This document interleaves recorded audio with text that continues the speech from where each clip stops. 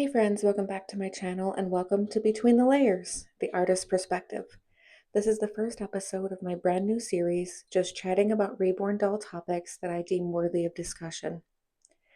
Originally, this episode was supposed to be a full Between the Layers. It's a video following the creation of this custom baby from beginning to end. I filmed everything. Weeks of footage, you guys, and then promptly discovered that I did not understand how iPhone, AirDrop, and iMovie on my new iMac that I'm brand new and fully not accustomed to yet were all talking to each other. Long story short, I accidentally lost weeks of footage. Rather than waiting months to remake the series, I decided I wanted to have this conversation because the topic keeps resurfacing online, and I think it's worth discussing. Today, we are talking about the narratives being spun about the reborn doll hobby across social media platforms. More specifically, the reborn doll psychosis epidemic across TikTok in particular.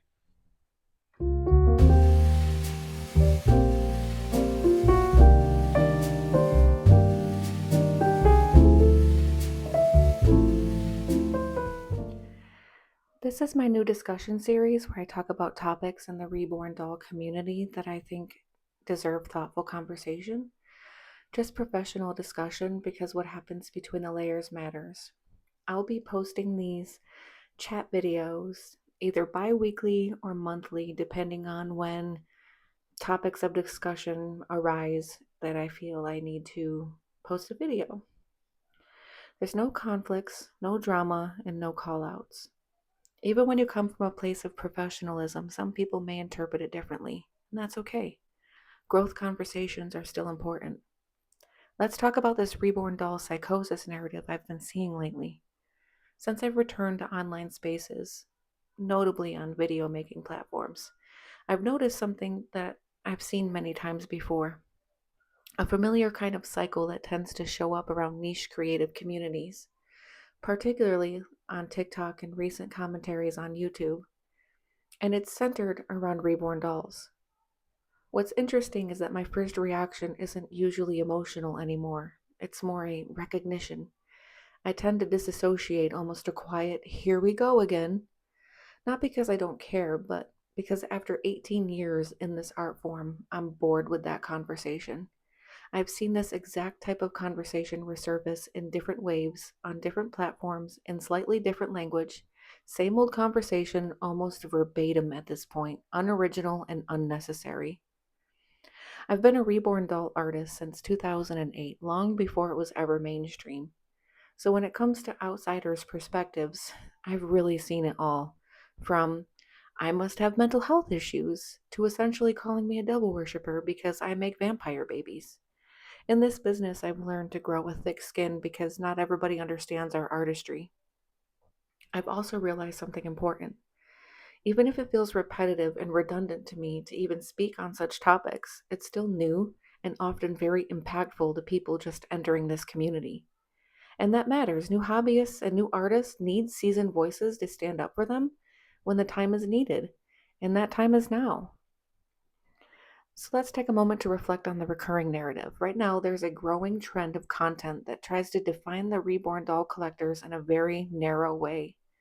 Assumptions that people believe their dolls are real. Assumptions that the hobby only exists as a response to trauma or loss. Assumptions about the emotional state or psychology of collectors based on short clips of content. And I want to be really clear here. While some individuals may personally connect their dolls to grief, healing, or comfort, that is not the full spectrum of this community at all.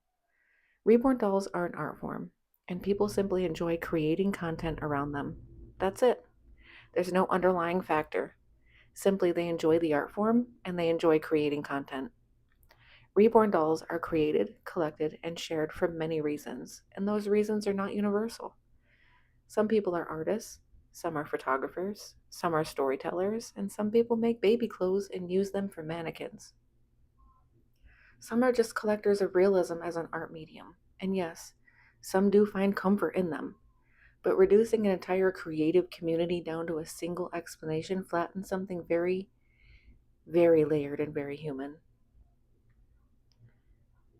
I also want to address the misused language and online labels in all of these narratives. Because another thing I've noticed is how quickly clinical language gets used in these conversations. Words that belong in professional, psychological, and medical spaces are being thrown around casually in comment sections and in presumptive short form videos.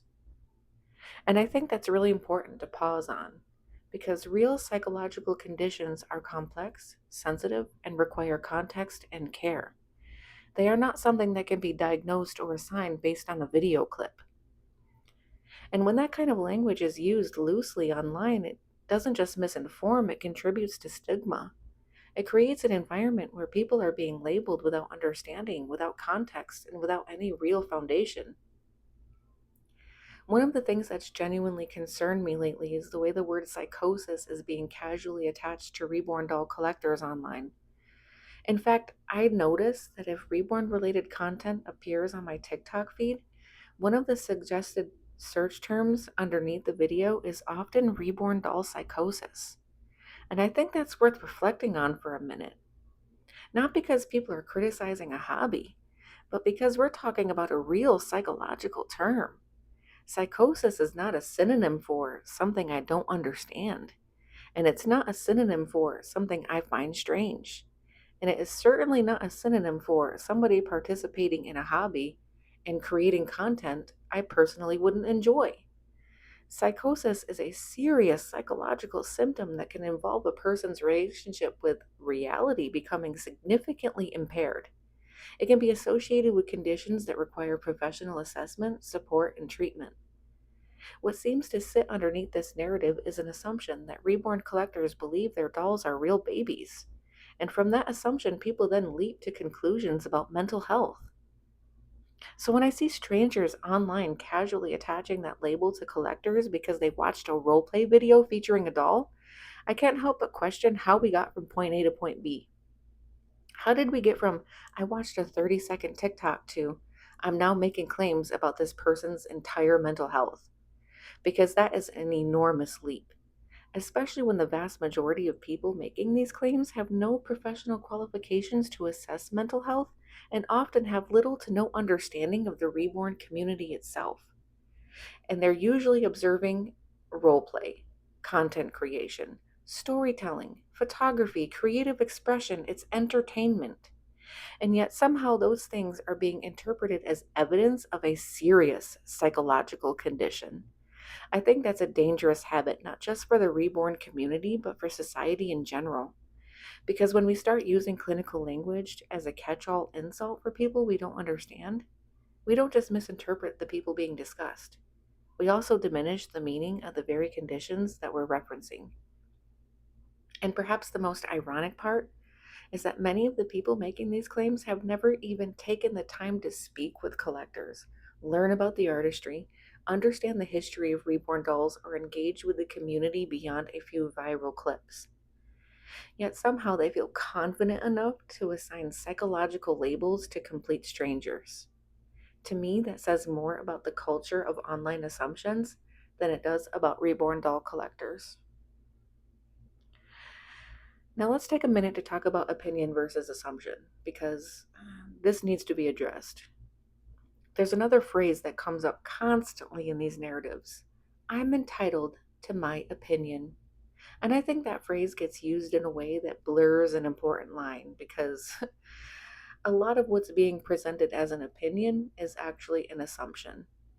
If someone watching a short video, sometimes 30 seconds, sometimes a few minutes, and then constructs a full narrative about a person's life, mindset, or mental health, and then presenting that narrative publicly as if it's a valid conclusion, but there's a difference between responding to content and projecting meaning onto a person that you do not know. Those are not the same thing. And what often gets missed is how repetitive this has become. The phrasing, the talking points, the conclusions, they often mirror each other across accounts, which makes this feel like less independent thought and more like recycled commentary being repeated without reflection. Do you actually think that? Or did you hear that from somebody's viral TikTok and now you think it too? You know? That's why I think it's worth asking in these moments, is this actually my opinion, or is this something I've absorbed and repeated without really examining it? Because there's no personal understanding behind it, then it stops being opinion and starts becoming assumption layered on top of assumption. And there is another category often that gets mixed into these conversations, and that's what I would like to call a presumptive insult. A genuine opinion is a personal preference or reaction. For example, reborn dolls are not for me because they make me uncomfortable. That's an opinion. Some people experience what psychologists refer to as the uncanny valley effect, where highly realistic objects can create feelings of discomfort. Others simply don't enjoy dolls, just as some people don't enjoy clowns or horror movies or taxidermy. That's a personal reaction, and there's nothing wrong with that. Another example might be, I think reborn dolls are too expensive. Again, that's an opinion. It's a statement about personal values and preferences. But somewhere along the way, many online conversations stop being opinions and start becoming assumptions or presumptive insults. For example, people who collect reborn dolls are trying to fill a void. That's not an opinion, that's an assumption about somebody else's motivations. The person making that statement has no way of knowing why thousands of individual collectors participate in this hobby. Likewise, statements such as, people who collect reborn dolls are mentally ill, or people who collect reborn dolls are taking resources away from real children. These aren't opinions either. They're conclusions being presented about entire groups of people without evidence. In fact, many of these things cited as proof simply aren't true. One common example is the claim that collectors are buying large amounts of infant formula intended for real babies. The reality is that the bottles often seen in videos are typically filled with substitutes such as fabric softener or other crafting materials. What people are seeing is creative roleplay, editing, and content creation, not evidence of a shortage being caused by doll collectors. And I think this distinction is very important because saying this hobby isn't for me is very different from saying I know why these people do this or I know what's wrong with these people. One is an opinion, the other is a story being written about strangers. Let's take a moment to reflect more on the claim that reborn collectors believe their dolls are real babies. Every time I hear this, I find myself wondering the same thing. You gathered that from a 30-second Reels, a short form video designed to entertain, a role play clip, a transition video, a carefully edited piece of content created specifically for social media, because that's usually what people are reacting to. What fascinates me is how quickly some viewers move from, I watched a video, to, I now understand this person's entire relationship with their doll. That's a pretty remarkable leap. The reality is that roleplay has existed in the reborn community since the very beginning. Collectors have always enjoyed creating stories, photography, nursery setups, routines, and imaginative content around their dolls. Social media simply gave people a larger stage to share it. And we seem to understand this concept perfectly well in almost every other hobby. When somebody creates a cinematic video of a model train traveling through a miniature town, we don't assume they believe the train is real. When somebody films a detailed dollhouse tour, we don't assume they think tiny little people live there. When somebody creates an elaborate fantasy cosplay character, we don't assume they've forgotten who they are. We recognize these things as creative storytelling and roleplay. Yet somehow, when a reborn collector creates a roleplay video, some people immediately jump to the conclusion that that collector cannot distinguish between a doll and a human child. And that conclusion says far more about the assumptions being made by the viewer than it does about the creator. What people are often seeing isn't confusion, it's performance, storytelling, it's using their imagination, and it's content creation. And perhaps most importantly, it's a person having fun. Sometimes people mistake participation for belief. Just because someone engages with a fictional scenario, a role play, a character, or an artistic illusion doesn't mean they believe it is real. It means they are choosing to participate in the experience. We understand this principle almost everywhere else in culture: movies, theater, cosplay, gaming, miniatures, fantasy art, storytelling. The reborn community isn't some strange exception to that human tendency. It's simply another expression of it. By that logic, every makeup artist who transforms themselves into the Bride of Frankenstein must genuinely believe that they are the Bride of Frankenstein. A makeup artist spends 6 hours transforming themselves into the Bride of Frankenstein, adds dramatic music, acts in character, films cinematic scenes, and everybody understands that they're participating in performance art. A cosplayer dresses as a dragon or an elf, a vampire, or superhero and creates entire videos in character, and nobody rushes to the comments saying, "Oh, I'm concerned this person genuinely believes that they're really Spider Man." Come on now. A miniature artist builds a dollhouse and creates stories around the inhabitants. A tabletop gamer spends years developing fictional characters and worlds. A reenactor dresses as a medieval knight. A photographer stages elaborate fantasy scenes. A content creator makes skits where they play multiple characters. We instinctively understand all of these as forms of creativity, imagination, roleplay, storytelling, and artistic expression. Yet for some reason, a reborn collector films a feeding routine or a nursery tour or a roleplay video, and suddenly people decide they've uncovered a psychological mystery. That's the part that always puzzles me. It's as if some viewers see the content and immediately skip over the possibility of creativity and go straight to a diagnosis. And in many cases, the simplest explanation is the correct one. The person is making content. They're entertaining themselves. They're entertaining others. They're participating in a hobby. They're telling a story. They're having fun. I also think there's a responsibility that gets overlooked when engaging with niche communities online. If you're going to comment on somebody's creative work, especially something you don't fully understand, there is a point where it becomes important to slow down and ask, do I actually understand what I'm looking at, or am I reacting to a narrative I've already been told? Because without that pause, what gets left behind in comment sections isn't critique, it's projection. And sometimes it escalates into labeling strangers with serious accusations based on extremely limited context. That kind of behavior doesn't just affect individuals, it affects entire communities. Let's talk about what the reborn doll art actually is. From inside this community, reborn dolls are not a trend or a misunderstanding waiting to be corrected. They are a continuation of like doll artistry that has existed in various forms for generations, even centuries, evolving through materials, realism, and artistic intention. Did you know that women in ancient Greece sculpted lifelike babies from stone and clay? It's true, it was a serious art form in those times, and very symbolic. For many artists and collectors, these dolls are not about pretending anything is real. They are about the realism as an art form, about craftsmanship, storytelling, and photography, about emotional expression through objects. I think it's important to iterate the fact that reborn dolls are more of an art piece than they are an actual doll.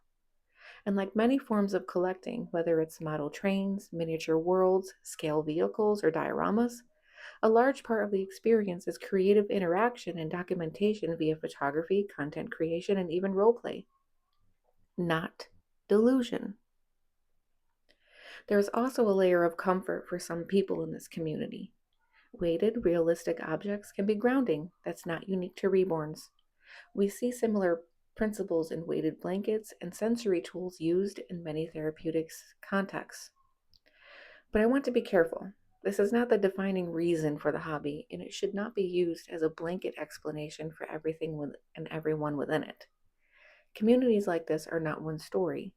They are not they are many stories existing at once. What prompted me to create this video wasn't just the rising wave of misinformation I've been seeing on TikTok, but also a specific Instagram story from a reborn collector that caught my attention. In that story, she was responding to a comment thread where she was trying to explain why people collect reborn dolls.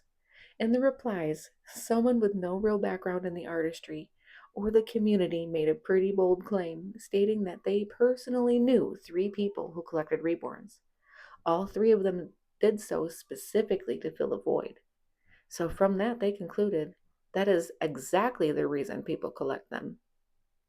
And I couldn't help but pause on that assumption. Because the reality is, this is a community made up of tens of thousands of people.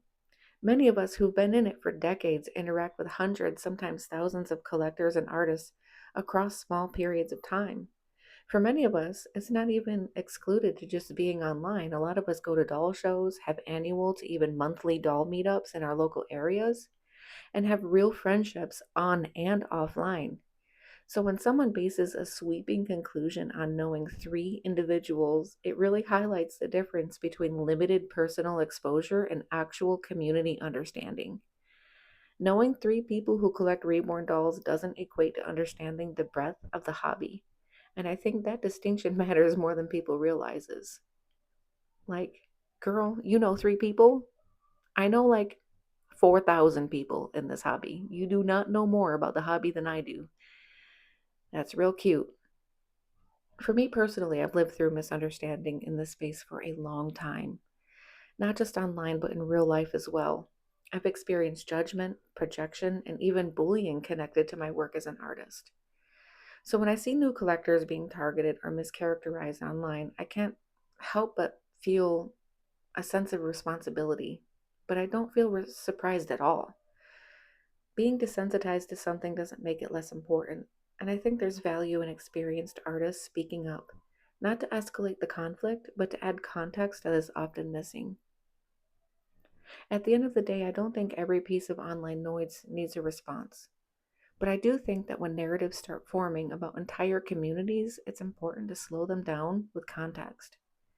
Because what often gets lost in short form content is depth. And there is always more depth, more intention, more nuance, more humanity, more layers than what you see at first glance. Whether reborn are whether reborns are art, collectibles, therapeutic companions, or simply something you don't personally understand, I hope this conversation encourages more empathy before assumptions. And that's it for today, my friends. I hope you enjoyed this discussion, and I hope that you have learned or have developed a better understanding of the reborn doll hobby. If you have anything to contribute or thoughts to today's topics, I believe this community is capable of thoughtful conversation. I would genuinely love to hear your thoughts and opinions in the comments down below. But as always, be respectful in your verbiage and respectful towards each other. I don't tolerate any bullying on my page. It will be deleted and you will be blocked. We can disagree, we can discuss, we can challenge ideas, but we do it with professionalism and we do it with grace. Thank you so much for listening, and I'll see you in the next discussion.